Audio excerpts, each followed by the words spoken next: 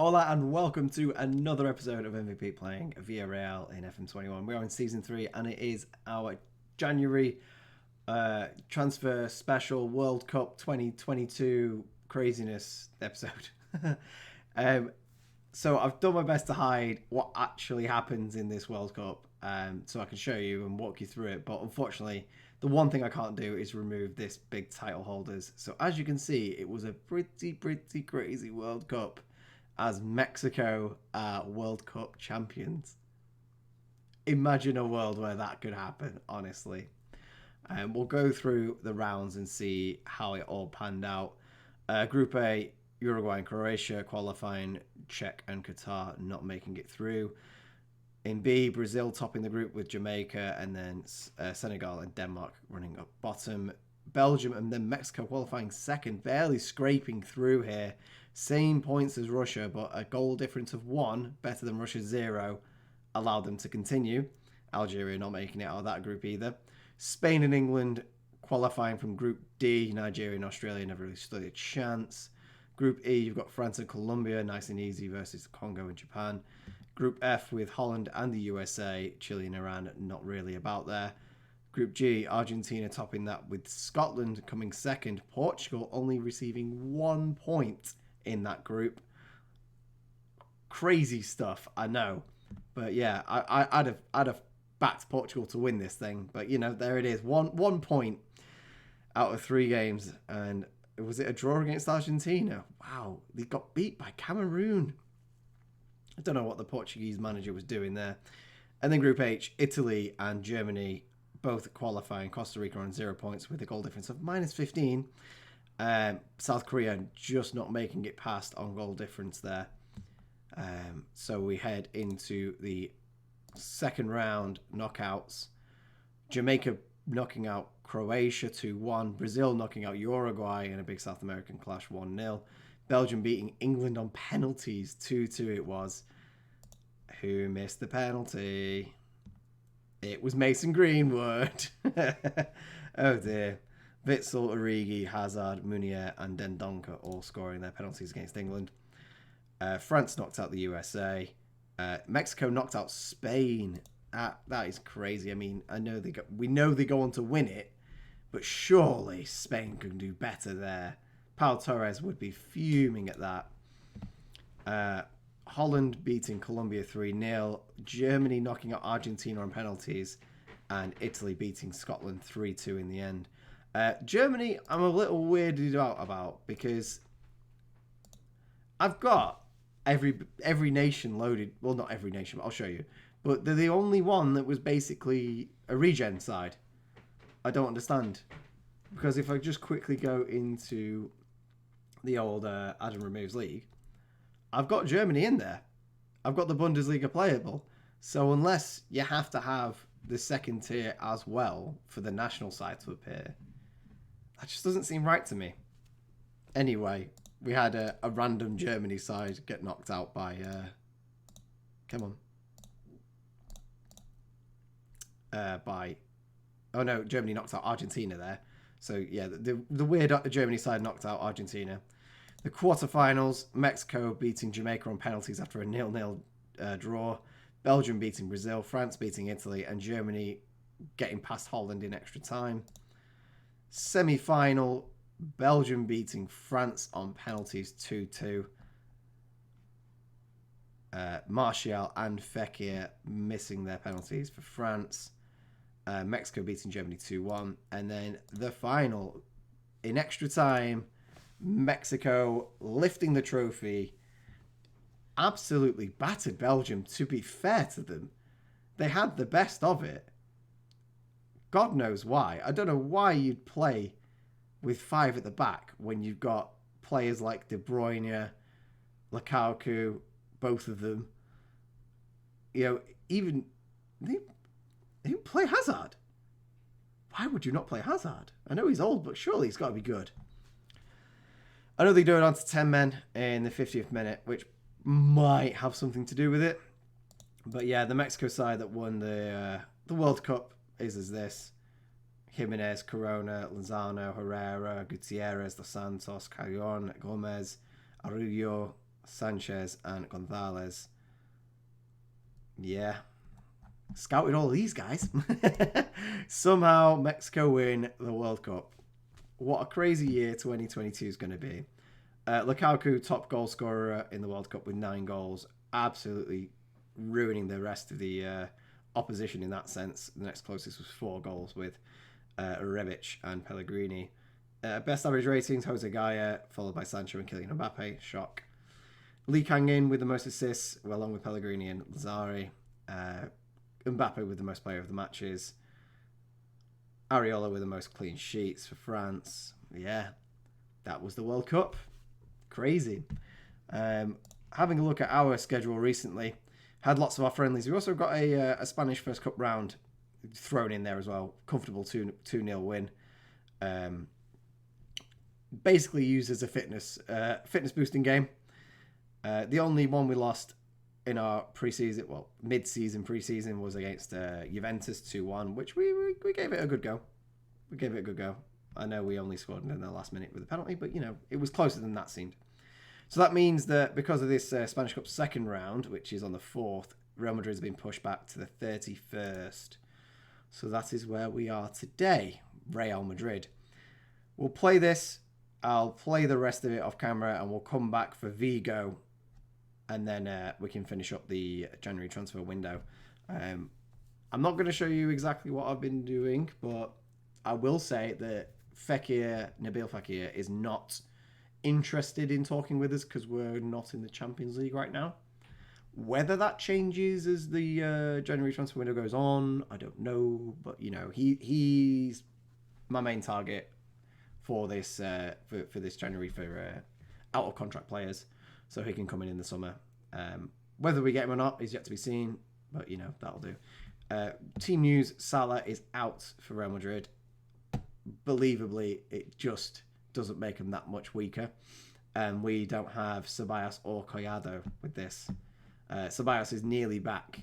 He's going to be back very soon, so it's just nip on over to our opposition instructions and go to our team selection. We are going to play like this because it feels much better having Parejo further forward, and he does not seem to play well in this centre midfield role with the other players. So it makes sense to have him there and then hopefully get better out of him. So, the team that's going to play today is a centre in net, a back four of Gaspar, Duarte, Milenkovic and Pellegrini, midfield 3 of Coquelin, Gagliardini and Parejo, and a front 3 of De La Cruz, Gerard Moreno and Chukwueze. Just a quick note on the old transfer window business. I'm going to be ruthless. The likes of Yeremy Pino and... where is he gone? Sergio Gomez are going to go out on loan. They've both requested loans. Okay. Sergio Gomez requested a loan, and Yeremy Pino, well, he hasn't played enough. So, yeah. I mean, I know we've got a lot of easy games coming up where we could introduce them more, but I think after this month and the month following really are such important months for us where we need to keep a really good run of form going, and I can't really risk that by bringing in worse players. So yeah, I am going to try and get as much money as I can for Paco Alcalcer.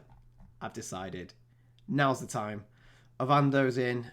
He's scoring goals. He looks good. He's just won the European Golden Boy as well. So yeah, I'm feeling pretty good about this decision. We can keep Gerard Moreno. He's 30 years old, so he's a little bit older than Paco, but he scores goals. More of our kind of striker, and he's been at Villarreal longer, and I like him more. Don't think I need to go into any more detail than that, but we'll submit this team and see if we can get anything out of this game against Real Madrid. We are away at the Bernabeu. It's never an easy one, but you've got to go positive.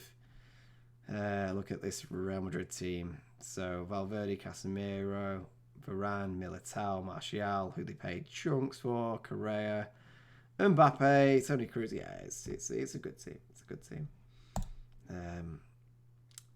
Let's see if we can convince the Villarreal squad that we can actually get something out of this game. So Marc de Roon and Benzema are both on the transfer list. I'm not picking either of them up, but we're finally seeing Real Madrid chop and change a bit, get rid of some of the older Deadwood. Deadwood. So we want to put the Real Madrid stats on there. There we go. So I think we can be pretty pleased with the first 15 minutes. No deathly highlights. Been keeping possession sort of okay. It's absolutely lashing it down at the Bernabeu today. Coquelin keeping possession. Coquelin's another one I'm looking at to maybe move on. Mainly because he's getting old, but also we're just not getting any sort of good performance out of him. And whenever Scott McSauce comes in, he plays better.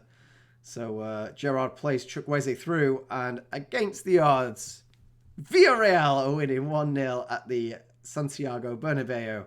4th goal of the season for Chukwueze there. A great work goal.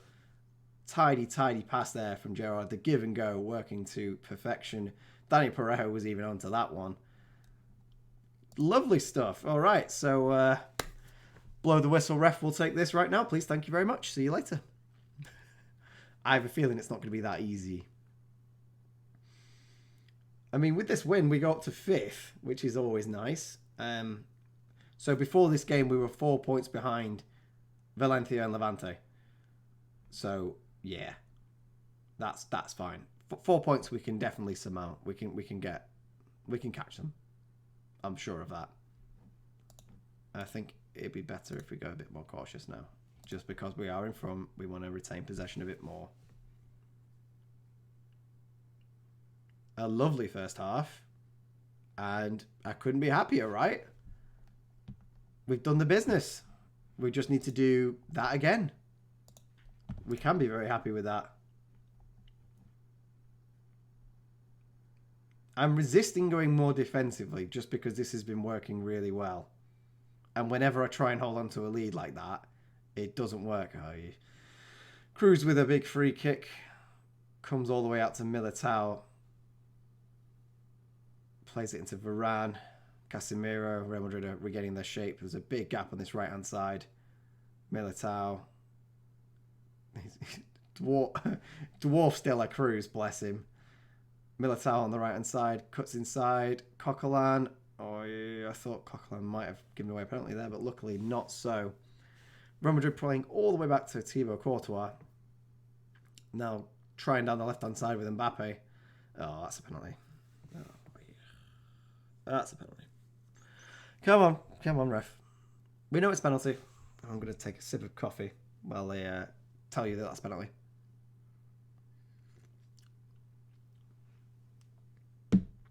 Oh! Okay. No penalty. So outside the box. Wow, that was close. If they put this in, though, I'll be fuming. It's over the bar. Okay, cool. We got away with one there. Let's go defensive. Hold on. Batten down the hatches. Everyone seems to be having quite a good game. I'm going to praise them while I've got time and we're still leading. Praise. Where is it? Praise. Entire team. Make everyone happy about that. Have got highlight here. Real Madrid with a throw in. Cruz playing the ball over the top. It comes up to Dela Cruz, who wastes possession there. Trying with the ball over the top. It was quite poor. Gagliardini getting a tackle in, but also returns to Real Madrid possession. Cruz is so dangerous. Plays it into Martial. It's blocked. Valverde with a chance. Goes wide. Right. Okay. 70th minute. I think we can go absolutely defensive as we can. So, are we playing tiki-taka? I thought we were playing vertical. What are we playing? So let's cancel that. Okay, tactics and subs. We're playing tiki-taka. I had no idea. Oops. Okay, right. Okay, I guess this is what we're doing. This is what I was going to change to. So let's continue with this. We'll do that. We'll bring on a defender here so we can go 5 at the back. So who do we sacrifice? I think Danny Parejo. So if we go with 3... No. Duarte in the middle. There we go.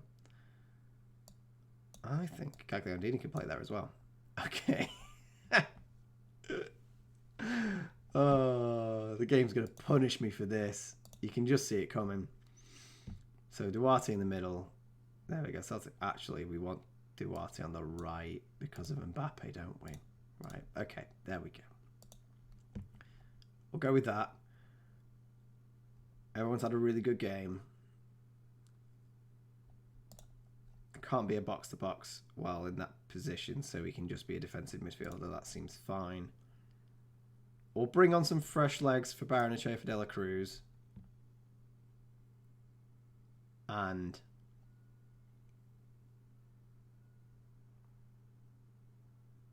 Delvando? Sure. Let's go with that. We'll go very defensive and see if 5 at the back can withstand Real Madrid. Come on, 10 minutes left. We can do this. I believe. Come on. Real Madrid going 4-4-2. They know we hate it. Mbappe and Benzema up front. 1 minute of extra time. And that is a famous victory for Villarreal at the Bernabeu. The goal from Chukwueze. I'm proud of my boys. Wow. Didn't think we were getting away from that one. That was special. And that is going to kickstart our wonderful January run of games. We are going to have such good form from now on. Because if we can beat Real Madrid away, we can beat all these teams in January. No doubt in my mind. Lovely stuff. Okay, so let's have a look. We'll come back for Vigo at pretty much the end of the transfer window, and I'll... you can see what I've done. So we're back a little earlier than planned. It is currently the 25th of January, and we've made a little bit of business. So 3 players in. We've had Faber Villarreal, who is a Colombian centre-back, 18 years old. Looks pretty good. He's got some good stats. He needs to grow a little bit. That would be good. But 1.5 star current, 4-star potential. I think he'll be just all right. Comes in on a free. We've also got Nelson Cremonzi. Sure. Nelson Cremonzi, Italian attacking midfielder, 2-star current ability, 4.5 star potential. He looks like he's going to be pretty good as well. Comes in on a free from Bassano.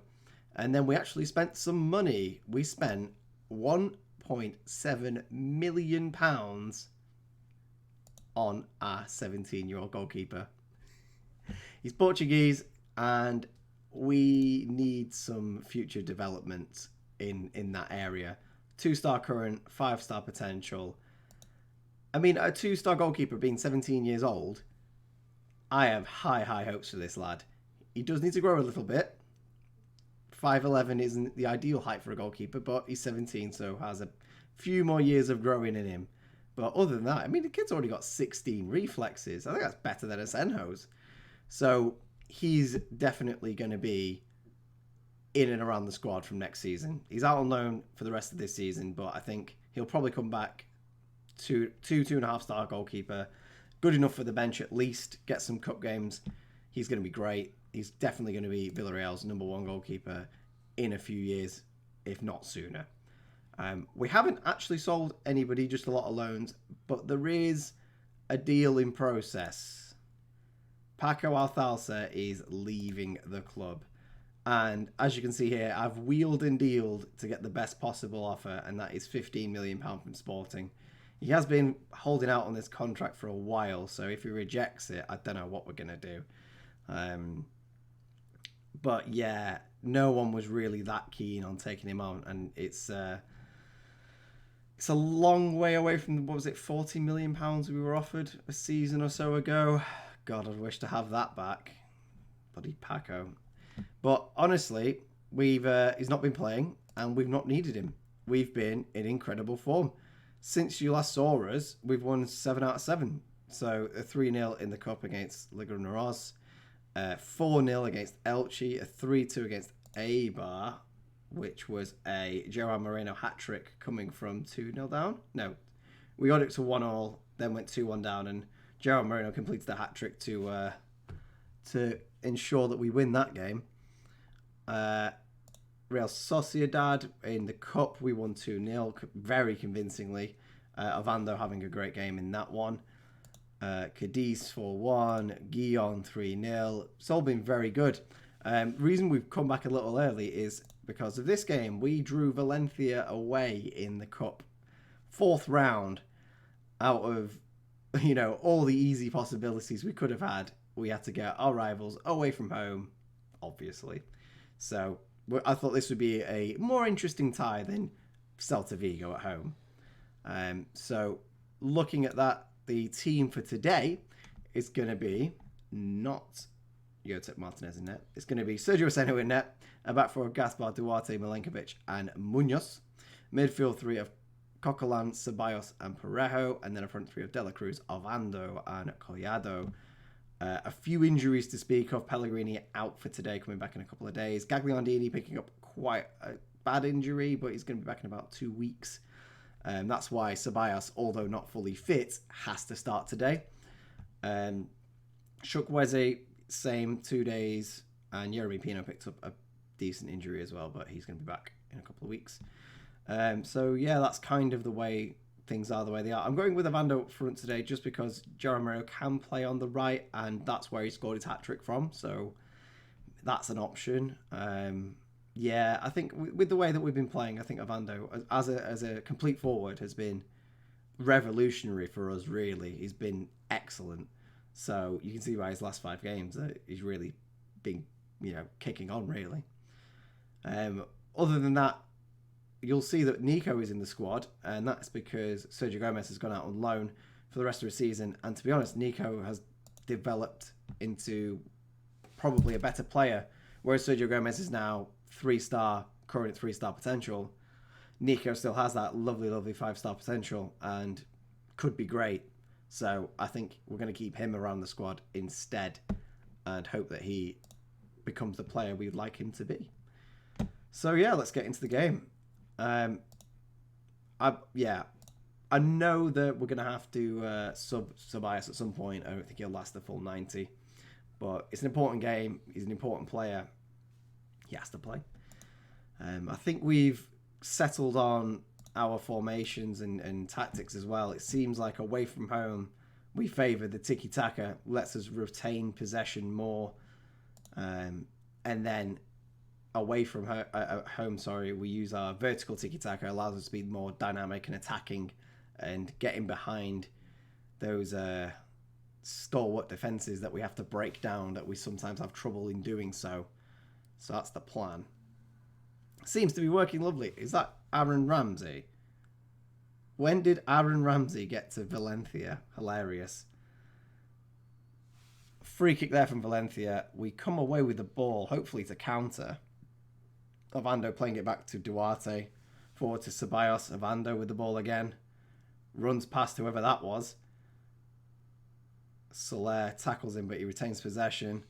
Collado, Ovando looking very dangerous. Collado again. 1-0. Excellent goal.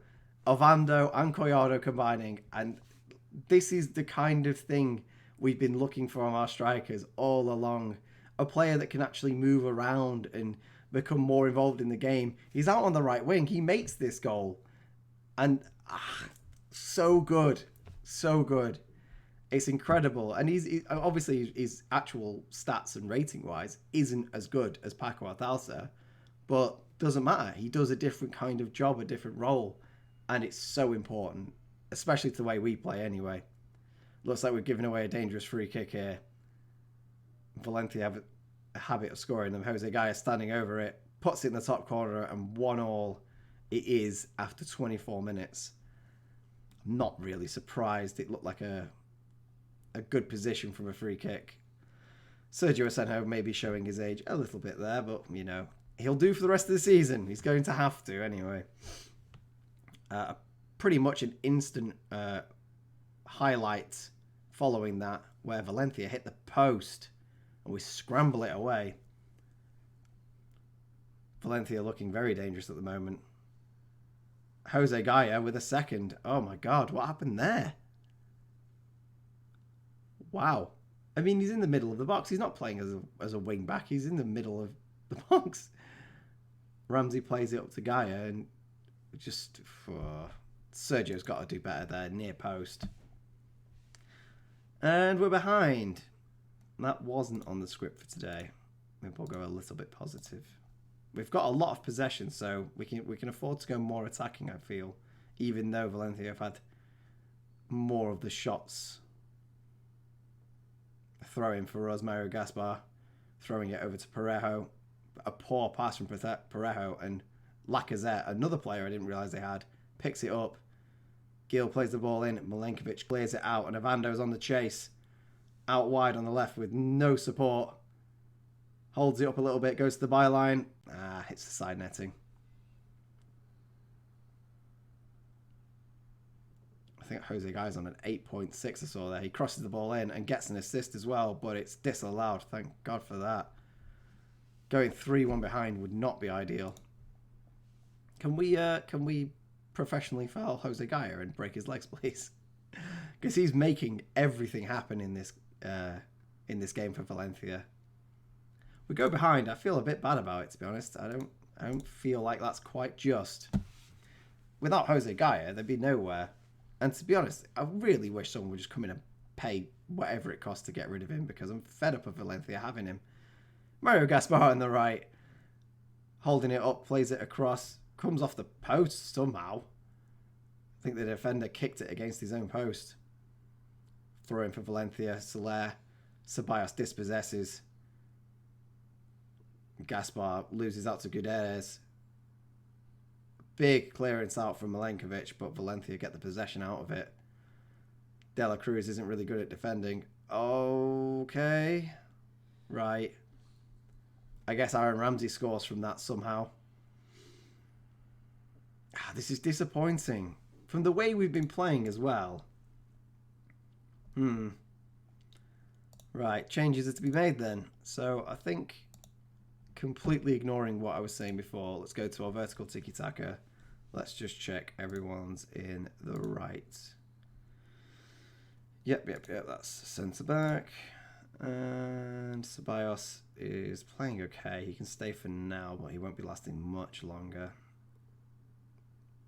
De La Cruz having a poor game. I think that's going to be the substitution. Then Barrenechea can come on for him.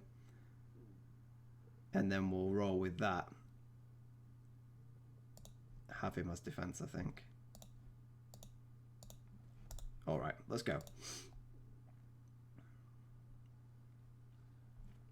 Valencia with a throw-in immediately after our change. Coquelin heading it clear only as far as Musa. Soler plays it forward to Maxi Gomez. It's 4-1. Oh, carved apart there. We'll demand more from our team.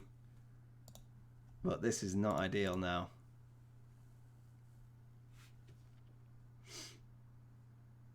I still feel hard done by. 4-1 is not, I think, a fair scoreline here. You know what? As much as I don't want to lose to Valencia, I'm not that bothered about the cup. I know we've gone far in it recently, but I think this year I'd rather be out now and concentrate on the league. Just the way things are. I think Ceballos can come off. Coquelin can come on. Scott McSauce can come on. Coquelin could play as the box-to-box midfielder. Milenkovic not playing great. Mario Gaspar not having a good game either. I guess we bring on Dallo for Gaspar. And hope something can happen. Ignore that piece of advice. 20 minutes left. Scoring 3 goals in that time is pretty optimistic. And you can say what you want, but I think we've played well today. I'm actually kind of disappointed. I think it's the way we defended. They've just managed to cut through our defence a little too easily, present themselves with easy shots, and Jose Guy has just been on a different... He's been on one today, hasn't he? Couldn't stop him. Ball over to the left from Collado, reaches no one. Di Maria's still there. God. Right, somebody break his legs. Comes over for Musa. Has an attempt at goal, but it's quite optimistic. Gabriel. Sergio Asenio managed to kick that one away. 2 blocks there from Duarte, stopping another sure goal. I don't know how Valencia is still going. All their players are absolutely knackered. I know it's not going to make much difference right now, but I'm just going to swap Scott McTominay and Coquelin. I don't really want Coquelin wearing himself out too much.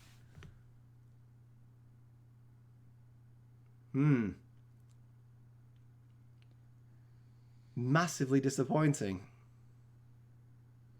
I know they had 3 on XG, and I know they had a load more shots than we did, but I think we were robbed.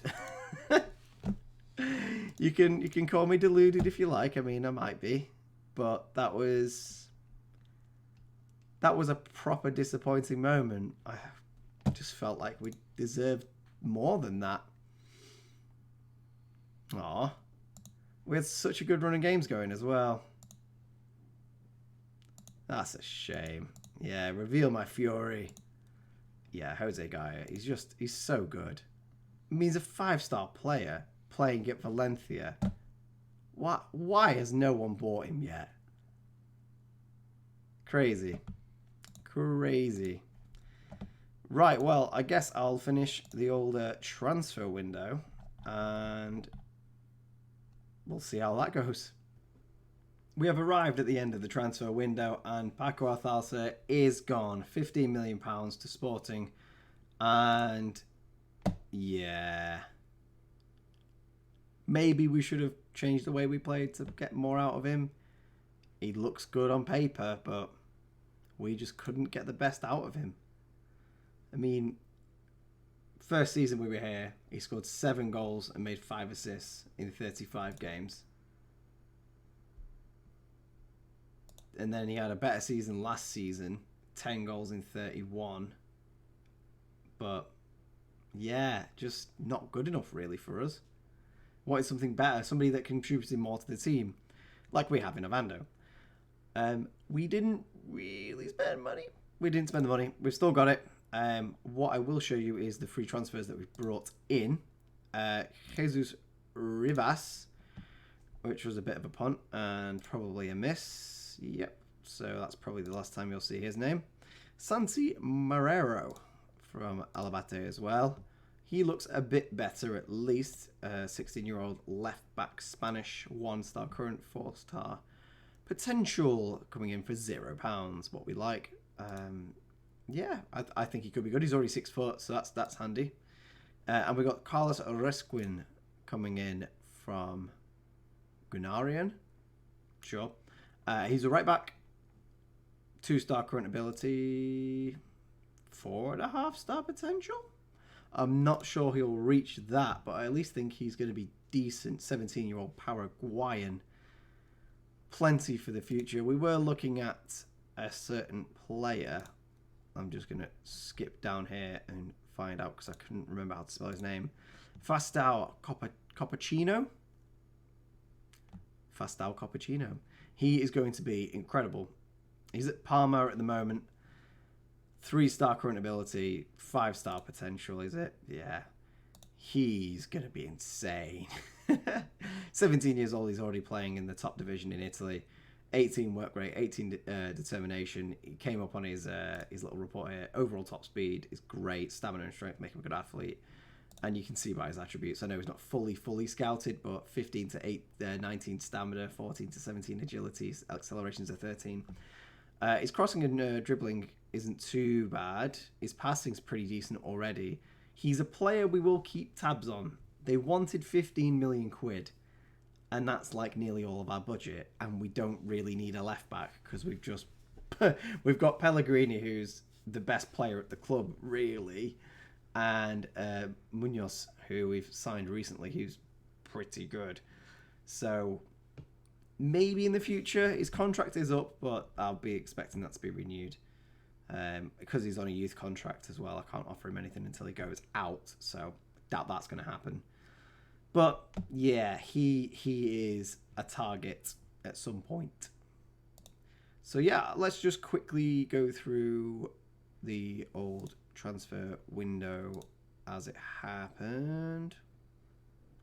Go to league transfers, transfer window. Biggest transfers in the division. So Jules Conde going to Chelsea from Sevilla, 4-star centre back. They got 54 million quid for him. Ruben Diaz going to Barcelona for 44 million pounds from City. I think that's a bargain. I can't believe they let him go for that little. Joe Aribo going to Atletico Madrid from Rangers. Nigerian 26-year-old winger. Attacking midfielder. And then Johnny, who we were keeping tabs on, but I decided £26.5 million was quite a lot for a 28-year-old. 3-star ability. Yeah, I think that's fine. Looking at the base of it now, let's just quickly have a look at the league as it is. Sevilla actually in trouble after making that sale now. So maybe they'll survive, maybe they won't. Maybe we'll see Johnny next year when he comes on cheap when Sevilla get relegated. Massive surprise to see them down there, though. That's not where they wanted to be at all. And looking at the top where we roughly are, we have played an extra game over Real Madrid, so they're probably 47 points. So we're 6 behind, or 8 behind them, sorry. Barcelona is going to be 49 points, so we're going to be 10 behind them. Unfortunately, Valencia have still got 2 games in hand on us, and I'm hoping they at least get a draw and don't take all 6 points out of those, because if they do, they'll be on 43 points, and that puts us 4 points behind. I'd rather them be 3 and in touching distance. Don't always get what you want. Atletico Madrid not having the best of seasons, going to be behind us no matter what. So let's hope they drop off. Levante started dropping off as well. They were up here for way longer than was warranted. Hispas up here. Sociedad mid-table, I still don't know how. They've got Ozabayol, who's a class player. Won't leave for whatever reason. But yeah, I think that'll be good for us. Let's have a look ahead and see where we can pick up next time. We've got our first knockout round against Austria Vienna in the Europa League after being knocked out of the Champions League. So, shall we come back for that? And then Atletico Madrid 3 days later? That sounds good to me. I've been MVPete. Thank you for watching. Hasta luego. Bye for now.